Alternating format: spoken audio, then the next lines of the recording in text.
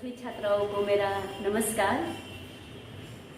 यहाँ पर इस वीडियो के माध्यम से विषय हमारा हिंदी कक्षा 9वीं और हमारा ये जो काव्य है महारथी कर्ण का जीवन दर्शन, उसी की चर्चा आज हम कर रहे हैं। तो इसमें एक खंड काव्य है। क्या है? खंड काव्य। कोई महाकाव्य हो, उनमें से थोड़ा सा टुकड़ा, थोड़ा अंश यहाँ पर रश्मिरथी काव्य में से एक खंड हमारे कवि रामधारी से दिनकर जी ने यहाँ पर लिया है। तो ये रश्मिरथी काव्य संग्रह में से एक छोटा सा टुकड़ा कर्ण का जीवन दर्शन यहाँ पर हमारे कवि ने लेने का प्रयास किया है। कवि का नाम रामधारी सिंह दिनकर, जन्म ईस्वी सन 1908, निधन ईस्वी सन 1974। ए कवि का जन्म और निधन के बारे में मैंने बताया है। अब कवि रामधारी सिंह दिनकर का जन्म बिहार के मुंगेर जिले के सिमरिया नामक गांव में एक किसान परिवार में उसका जन्म हुआ। मुंगेर जिले में प्रारंभिक शिक्षा प्राप्त की। बाद में उच्च अध्ययन के लिए वे पटना गए। पटना में उन्होंने स्नातक, अनुस्नातक इत्यादि पदवी प्राप्त करने के बाद वे खास तौर पर सीतामढ़ी में वे सब रजिस्ट्रार के रूप में उसने काम किया। भारत सरकार की ओर से हिंदी सलाहकार समिति के एक अध्यक्ष के रूप में भी उसने काम किया है। मुजफ्फर कॉलेज के अंतर्गत वे एक हिंदी के अच्छे निर्देशक के रूप में भी ये हमारा जो कवि है दिनकर, रामधारी सिंह दिनकर, उसने हिंदी साहित्य के क्षेत्र के अंतर्गत गद्य की प्रत्येक विद्याओं के अंतर्गत, चाहे निबंध हो, कहानी हो, उपन्यास हो, एकांकी हो इत्यादि में उसने काम किए। तो उनके जो काव्य संग्रह है उर्वशी, रश्मिरथी, रसवंती, कुरुक्षेत्र, हुंकार इत्यादि उनके काव्य संग्रह है। उर्वशी के लिए तो हमारे कवि जो दिनकर जी है उससे सन 1972 के अंतर्गत एक ज्ञानपीठ पुरस्कार भी, वही पुरस्कार से उसे सम्मानित किया गया है। इतना ही नहीं, संस्कृत के 4 अध्याय के बारे में भी उसे एक साहित्य अकादमी पुरस्कार भी मिला है, जो उसका एक चिंतन ग्रंथ है, संस्कृत के 4 अध्याय। इसके बाद मिट्टी की और अर्धनारीश्वर, वही उनकी गद्य रचनाएं भी है। तो ये हुई हमारी साहित्यिक बातचीत। हमारे कवि दिनकर जी, उनकी जो साहित्यिक रचनाएं हैं उसमें एक अलग शक्ति, ओजस्विता भी है। उन्होंने तत्कालीन समाज में जो जागरूकता है उसे पेश किया है। अन्याय, अपराध, शोषित, पीड़ित इत्यादि के प्रति उन्हें चित्रण भी किया है और संघर्ष में से उन्होंने दूर करने का भी, संघर्ष में से एक प्रकार की मुक्ति दिलाने का काम भी विद्यार्थी बहनों, मुक्ति दिलाने का काम भी हमारे कवि ने किया है। तो एक बात मैंने यहाँ पर दिनकर जी, जो हमारे हिंदी के कवि दिनकर है रामधारी सिंह, उनके बारे में मैंने बताया है। अब कर्ण का जीवन दर्शन। कर्ण, उसे तो आप सब जानते होंगे कि ये तो हमारे यहाँ पर सीरियल के अंतर्गत महाभारत की जो सीरियल आती थी कर्ण, आपने देख लिया होगा। प्रारंभिक परिचय भी आपने ऊपर ऊपर परिचय भी प्राप्त कर लिया है। मैंने इस प्रकार मैं मानती हूँ, मानकर मैं आगे चलती हूँ कि एक कर्ण जो है वो हमारे महाभारत के अंतर्गत एक महान दानी, दानेश्वर के रूप में प्रसिद्ध है। जन्म के बारे में भी थोड़ी सी बातचीत हम कर ले तो मां कुंता जब अविवाहित थी, ब्याह के पूर्वे की बात, किसी वरदान से, सूर्य के वरदान से हमारा जो एक कर्ण है, जो हमारा एक भव्य पात्र है, जो वीर योद्धा भी है, दानी भी है, ऐसे महान पात्र का जन्म हुआ। लोक लाज के कारण मां कुंती ने कि लोग मुझे, समाज या देश मुझे क्या कहे, इसी प्रकार का भय था। इसी डर के कारण कर्ण को उन्होंने एक नदी में जो प्रवाहित थी वही नदी में प्रवाहित कर दिया। वही हमारा कर्ण है। जन्म से अन्याय सहता हुआ और ये कर्ण का, ये पांडवों का ये ज्येष्ठ भ्राता, पांडवों में श्रेष्ठ, पांडव 5 नहीं है 6, एक कुंती का ये पुत्र है। तो इस प्रकार माता के माध्यम से भी वे छोड़ा गया था।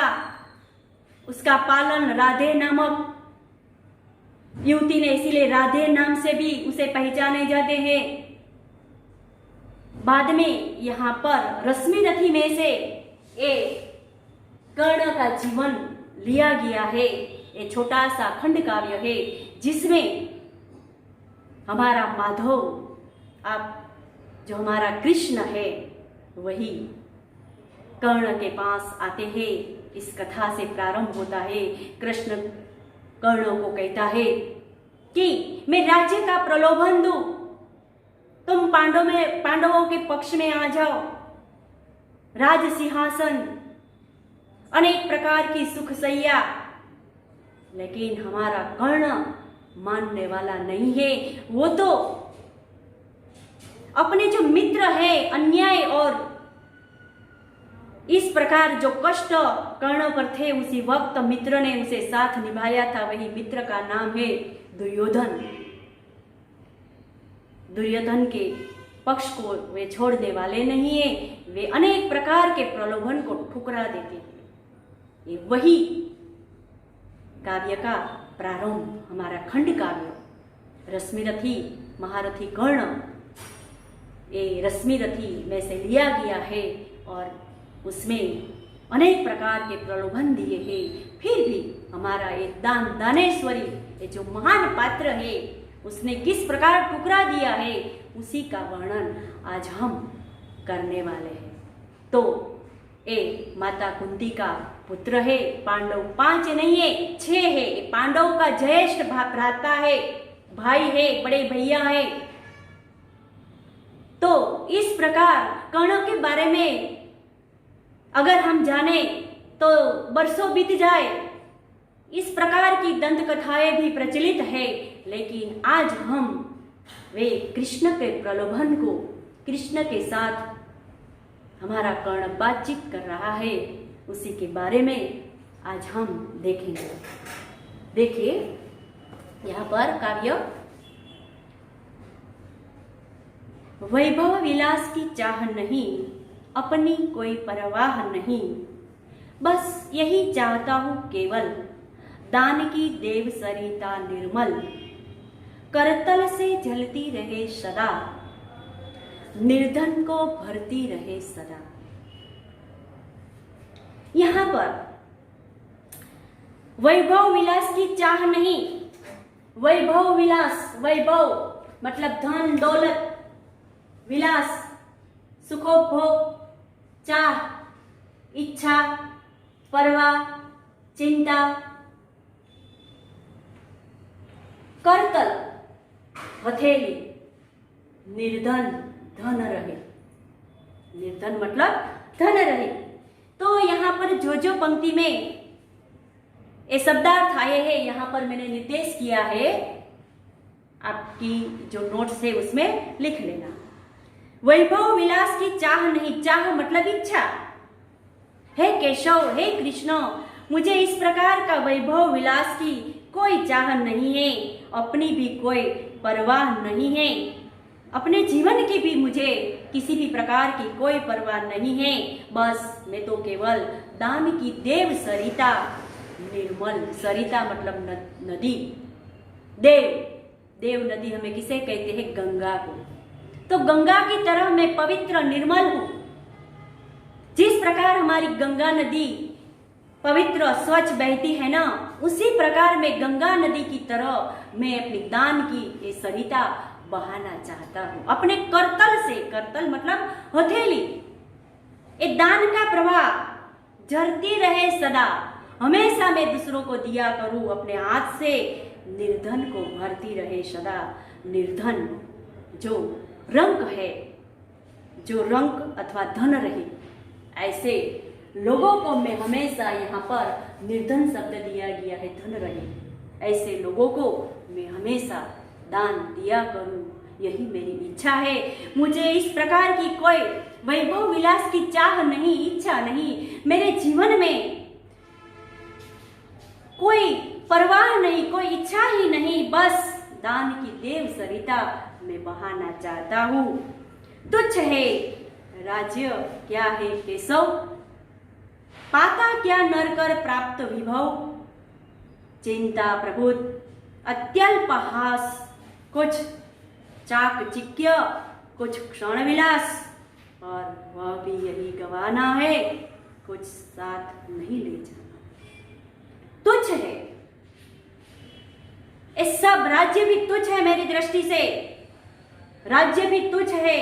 केशव, केशव के लिए यहाँ पर कृष्ण, भगवान कृष्ण, प्रभुत अधिक, अत्यल्प अति, बहुत, अल्प थोड़ा, यहाँ पर संधि भी दी गई है, अत्यल्प अति प्लस अल्प, परोपकार पर प्लस उपकार, सुखोपभोग सुख प्लस उपकार, उपभोग सुखोपभोग सुख प्लस उपभोग।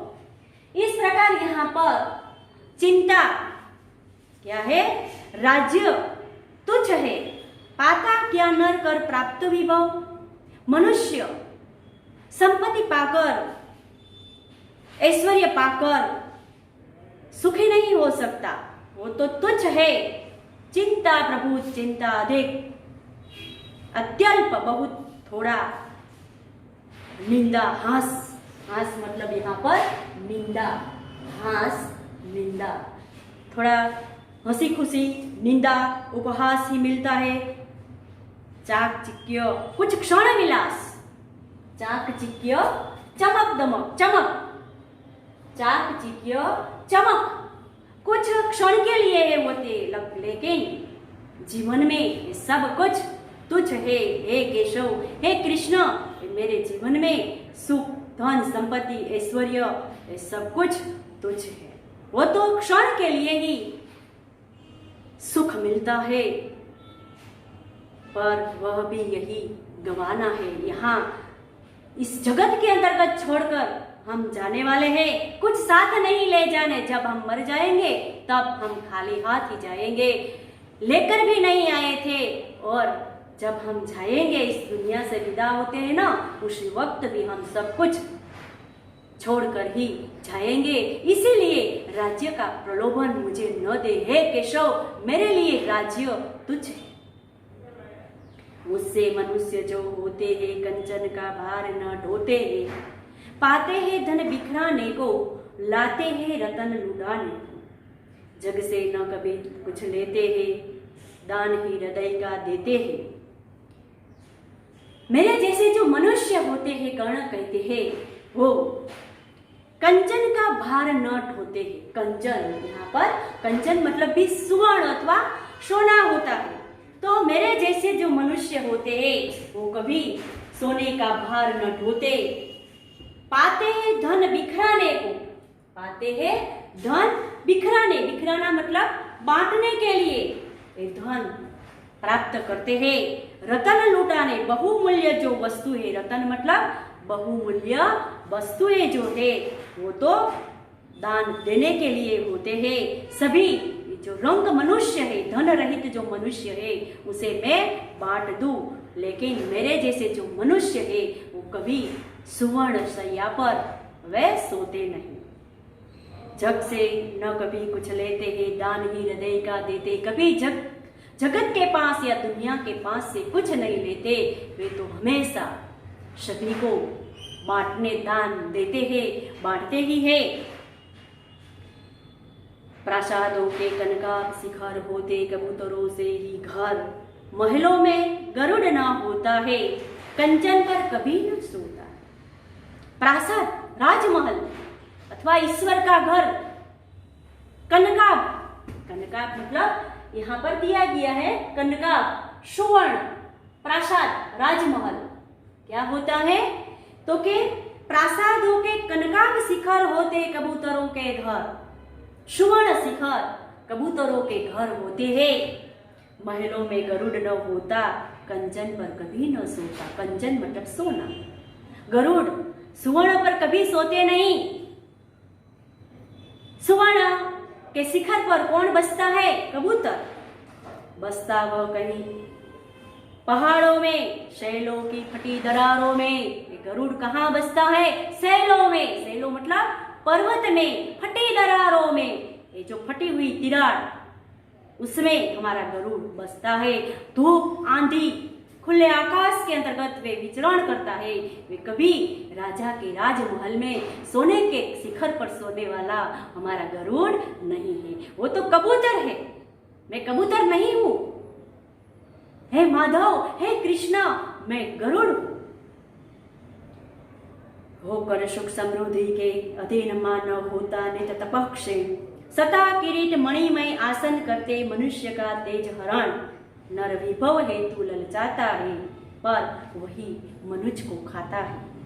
इसके बाद की पंक्ति में कर्ण केशव से वार्तालाप करते हैं कि सुख समृद्धि के कारण मनुष्य नित्य मतलब हमेशा तपक्षीण, तपक्षीण मतलब प्रभावहीन, मनुष्य का तेज नष्ट होता है। अधिक सुख समृद्धि के कारण मनुष्य के तेज को वरण लेता है। सता मतलब राजपाट, किरीट, मुंगोट, मणिमय आसन, सिंहासन, यहाँ पर संधि दिया गया है सिंहासन, सिंह प्लस आसन। तो ये सिंहासन भी मुझे नहीं चाहिए, राजपाट भी नहीं, मुंगुट भी नहीं। ये मनुष्य के तेज को नष्ट करता है। ये माधव, इसीलिए मुझे ये राज सिंहासन नहीं चाहिए। मैं तो राज्य को तुच्छ मानता हूं। अनेक प्रकार के प्रलोभन यहाँ पर केशव ने दिए हैं। नर विभव हेतु ललचाता है, वही मनुष्य को खाता है। लेकिन वैभव के कारण जो मनुष्य ललचाता है ना, उसकी मनुष्यता नष्ट होती है। इस प्रकार हमारा कर्ण यहाँ पर बताता है। चांदनी पुष्प छाया में पल, नरगल बने मधुर सुकोमल। पर अमृत कलेश के पिए बिना, आतप अंधड़ में जिए बिना। वह पुरुष नहीं कहला सकता, विघ्नों को नहीं हिला सकता। चांदनी पुष्प छाया में मतलब अनेक प्रकार की सुख सुविधा में पलने वाला मनुष्य भले कोमल हो, लेकिन अमृत रूपी कष्ट के सहे बिना, आतप, आतप मतलब यहाँ पर दिया गया है धूप, अंधड़ मतलब आंधी, धूप और आंधी जिसने सही न हो वही मनुष्य मनुष्य नहीं कहला सकता, क्योंकि वही विघ्नों को पार नहीं कर सकता। अनेक मुश्किलें आती है, मुश्किल में से रास्ता निकालना वही रास्ता निकाल सकता है जो अनेक प्रकार के कष्ट, आंधी, तूफान, बरसात इत्यादि में से जो रास्ता निकाले वही पुरुष पुरुष कहलाता है, वही विघ्नों को पार कर सकता है। उड़ते जे झंझावातों में पीते जो वारी प्रपातों में, सारा आकाश अयन जिनका, विषघर भुजंग भोजन जिनका, वे ही फणिधर जुड़ाते हैं, धरती का हृदय जुड़ाते हैं। सारा आकाश अयन घर है जिसका, उड़ते जो झंझावातों में, उड़ते जो झंझावातों में, अनेक प्रकार के जो तूफान हैं उसमें वे उड़ते हैं, पीते हैं। वारी मतलब पानी, प्रपात झरनों का पानी जो पीता है, क्या करता है? झरनों का पानी। प्रपात शब्द भी यहाँ पर दिया गया है, झरना। प्रपात का पानी, झरने का पानी पीता है, खुली इस प्रकार का जो पानी बहता है वही पानी पीता है। फिल्टर का पानी नहीं पीता हमारा कर्ण। वो तो इस प्रकार खुला आकाश में विचरण करता है, आंधी तूफान। कभी उसने चांदनी पुष्प छाया में वे पल कर अपना जीवन बिताने वाला नहीं है। वे सुवर्ण के शिखर पर सोने वाला नहीं है। वो तो सैलों की फटी दीवारों पर वे बसेरा करने वाला है। वही हमारा गरुड़, वे गरुड़ की तरह कर्ण अपना जीवन बिताना चाहता है। सारा आकाश गति जिनका, विस्कर भुजंग भोजन जिनका, सारा आकाश जिसका घर है, विस्कर भुजंग भोजन जिनका, विस्कर जहर का घर, भुजंग मतलब सांप, जहरीला सांप जिनका भोजन है। किसका भोजन है? गरुड़ का। गरुड़ सांप को खा जाता है, ऐसा है। जहर को वे खाने वाला है, फिर भी कुछ नहीं होता। तो उसी प्रकार हमारा कर्ण भी जीवन के अनेक प्रकार के जहरीले जो उसके जीवन में ऐसी घटनाएं आती है उसे वे सह लेते हैं। और इसीलिए यहाँ पर हमारा कर्ण कहता है कि हे माधव, तूफानों में जो रहते हैं, वारी पीते हैं, वारी प्रपातों में, सारा आकाश अयन जिसका, विषघर भुजंग भोजन जिनका, जहरीला सांप जिसका भोजन है, वही गरुड़ ही फणिबंध छुड़ाता है। फणिबंध यहाँ पर दिया गया है, फणिबंध नागपाश। क्या है? फणिबंध नागपाश। वही नागपाश छुड़ाते हैं, धरती का हृदय जुड़ाते हैं। हमारे धरती के हृदय को शीतलता वही प्रदान करता है कि जो आकाश जिसका घर है, विषैले सांप जिसका भोजन है, झंझावातों से डरते नहीं है, झरना का पानी पीता है, वही फणिबंध छुड़ाते हैं धरती से, वे हृदय को शीतलता देते हैं। मैं गरुड़ कृष्ण, मैं पक्षीराज, सिर पर न चाहिए मुझे ताज। मेरे सिर पर ताज, ए मुकुट मुझे नहीं चाहिए। मैं गरुड़ हूँ, हे कृष्ण, हे माधव, मैं गरुड़ हूँ, पक्षीराज। पक्षियों में श्रेष्ठ, पर न चाहिए मुझे ताज। दुर्योधन पर है विपद घोर, सकता न किसी विषु से छोड़। दुर्योधन पर क्या है? विपद घोर। विपद मतलब आपत्ति, कष्ट, घोर, भयंकर विपत्ति दुर्योधन पर है। सकता न किसी विष उसे छोड़। कोई जहर छोड़ नहीं सकता। रणखेत पाटना है मुझको, वही पास काटना है मुझको। रणखेत शब्द युद्ध का मैदान, रणखेत युद्ध का मैदान। पाटना ढेर लगाना, पाटना ढेर लगाना, वही पास नागपाश। हे माधव, मेरे मित्र जो दुर्योधन है उस पर घोर विपत्ति आई है। मुझे सहायता की थी जब मुझ पर अन्याय, अपराध इत्यादि मेरे सर पर था, उसी वक्त केवल पांडवों ने साथ नहीं दिया था, लेकिन दुर्योधन ने मुझे साथ दिया है। इसीलिए मेरे मित्र पर आज घोर आपत्ति आई है। कोई कष्ट उसे छोड़ नहीं सकता, कोई विष उसे छोड़ नहीं सकता। कहने का तात्पर्य यही है कि कर्ण उपकार को नहीं भूलता दुर्योधन का। दुर्योधन किसी प्रकार से मैं छोड़ नहीं सकता। पाटना है, ढेर लगाना है, रणखेत में, मैदान में, युद्ध के मैदान में ढेर लगाना है। नागपाश से मेरे मित्र को छुटकारा मैं दिलाना चाहता हूँ। मेरे मित्र पर भयंकर आपत्ति आई है, उसे छोड़कर हे माधव, हे केशव, अनेक प्रकार के प्रलोभन आप दे रहे हैं, लेकिन वही प्रलोभन मुझे नहीं चाहिए।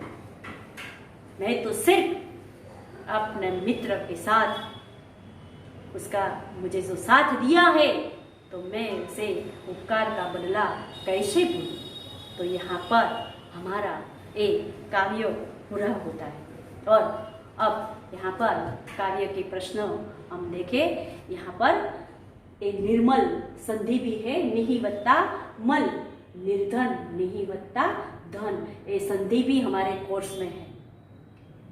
शब्दार्थ, पर्यायवाची शब्द, विरोधी शब्द मतलब विलोम शब्द, मुहावरे कहावतें, ये संधि, भाववाचक, विशेषण, कर्तुवाचक, वाक्य शुद्ध कीजिए और उपसर्ग और शब्द समूह के लिए एक शब्द दीजिए। सिंह की आकृति वाला आसन, तो क्या होता है? सिंहासन। दूसरों का भला करने वाला, तो क्या होता है?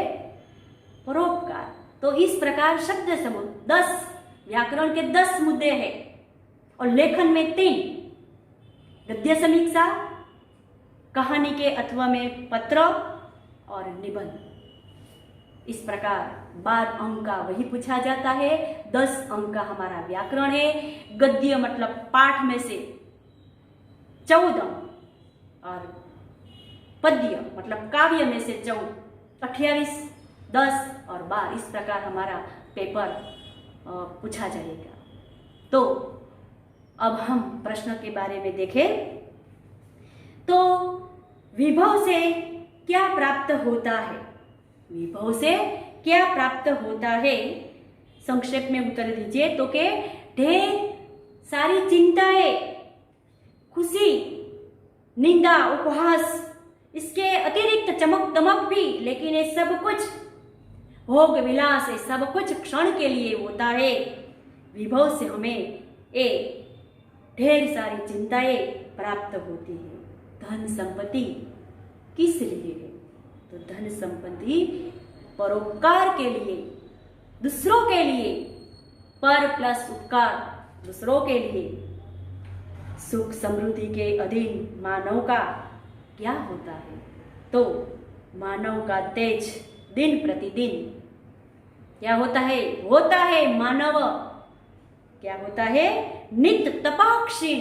तपक्षीण मतलब उसका तेज क्षीण, हीन, नष्ट होता है। मनुष्य का अधिक संपत्ति के कारण तपक्षीण मनुष्य का तेज नष्ट होता है। फणिबंध कौन छुड़ाता है? फणिबंध गरुड़ जैसा साहसी और वीर पुरुष ही छुड़ा सकता है। एक प्रश्न भी है। और कभी कभी यहाँ पर काव्य पंक्ति का भावार्थ लिखिए, ऐसा भी पूछा जाता है।